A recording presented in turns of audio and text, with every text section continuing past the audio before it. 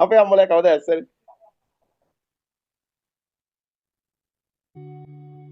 ඕවා හරියන්නේ නැහැ. සෝමහාමුදුරු ඒකයි කතරගම දෙවියෝ ගැන කියපු ලස්සන කතාව. අපි ඒක කියන්න හොඳ නැහැ. සෝමහාමුදුරු කිව්වානේ පන්සල් වල තියෙන දේවල් අයින් කරන්න. මේක ධර්මයේ නෙමෙයි. මේක ගැළපෙන්නේ නැහැ. මේක ශාසනයේ විනාශයට හේතු වෙනවා. ගෞතම බුදු ශාසනය විනාශ කරන්න එපා. මේ සෝමහාමුදුරන්ගේ එක වචනෙට අදත් මිනිස්සු වඳිනවා. ඒක ඇත්තයි. ධර්මපාලතුමාගේ එක වචනෙට මිනිස්සු වඳිනවා. මිගෙට්ටුවත්තේ ගුණානන්ද හාමුදුරන්ගේ එක වචනට මිනිස්සු වඳිනවා. ඒ මිනිස්සිත අභිභාගිය මහා සත්‍යයක් ඥානයක් ඒ තුල තියෙනවා. පානුදුරාවාදේ පිදුරු කරත් එක හැංගිලා ඇවිල්ලා කරන්නේ. අයි භික්ෂුන් වහන්සේලා හිටියේ නැද්ද? රතු පාවඩක් කෙළුවද? ඇයි හැංගිලා? පිදුරු කරත් එක.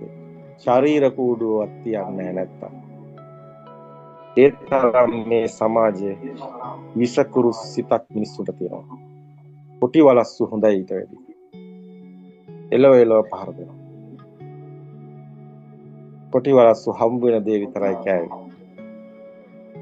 මේගොල්ලෝ එළව විසකුරු සත්තු වගේ පහර දෙනවා. සත්‍ය දරා ගන්න බැරි සිත හරි බයයි. ඉතින් ඇත්තටම බුදුන් වහන්සේ එහෙම කියලා නැවතුනේ නෑ. බුදුන් වහන්සේ ඊගාවට මොකද කියන්නේ? දෙයියෝ වදිනවා කව මිනිස්සයා. ජටිල නිගණ්ඨය බ්‍රහ්මණය මේක ඇහුවා.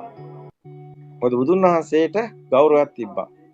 මොකද සියල්ල අතහැරලා රජකම අතහැරලා මිනිස්සු වෙනුවෙන් කැප වෙලා මහා කරුණාවෙන් මිනිස්සුන්ට පිහිට වෙන හැමෝටම පේනවා. මෙහෙ උත්තමේ කවදාවත් නරකක් කියන්නේ නැහැ. එහෙනම් බුදුන් වහන්සේට මහා ප්‍රඥෙක් කියලා ඒ කාලෙත් කිව්වා. මොකද සිත ඇදෙන හැටි කියනවා පටිසම්පාද ධර්මයේ කියනවා කියන්නේ සිත මහා ප්‍රඥෙක් ආත්මය ඇදෙන හැටි කියනවා. ඉතින් වන්දනා කරනවා. මොකද්ද කිව්වේ බුදුන් වහන්සේ? දෙයියෝ වදිනවා කව මිනිස්සුන්ට.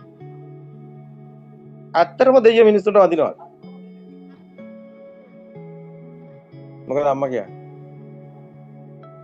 මම දන්නේ යනවා. භාවනාව අල්ල ගන්න එපා. මම ආරෙනද මෙතන ඉන්න අන්තිම අසරණෙක්. අම්මා පාව අපේ. ඇත්තට අම්මා දන්නේ. දෙයියෝ කියන්නේ කවුද? අම්මගේම. ඒ වන්දනා කරන්නේ උත්තර මනුස්ස ධම්මවලට. කෙනෙක් නැති බව දැකීමට. කම්පණය අකම්පණයට යටයි. කම්පණය අකම්පණයට වන්දනා කරන එකයි දෙයියෝ මනුස්සයාට වදිනවා කියන්නේ. ඒ උත්තර මනුස්ස ධම්ම කියන තරයක තියෙනවා. දිව්‍ය කියන ස්වභාවය පිනවන ස්වභාවයක් තියෙනවා. මනුස්ස ස්වභාවය පිනවන ස්වභාවයක් තියෙනවා. ඒ උත්තර මනුස්ස ධම්ම කියන ස්වභාවය සාර අරියානන්දස්සාවි කියෝ වගේ සත්පුරිසානන්දස්සාවි කියන තරයි තියෙන්නේ. එතින ආර්ය භූමිය. බුදුන් දෙවියන් වන්දනා කරන්නේ ආර්ය භූමිය. ඒකයි. මේක අවබෝධ කරගන්න. සත්‍ය අවබෝධ කරගන්න.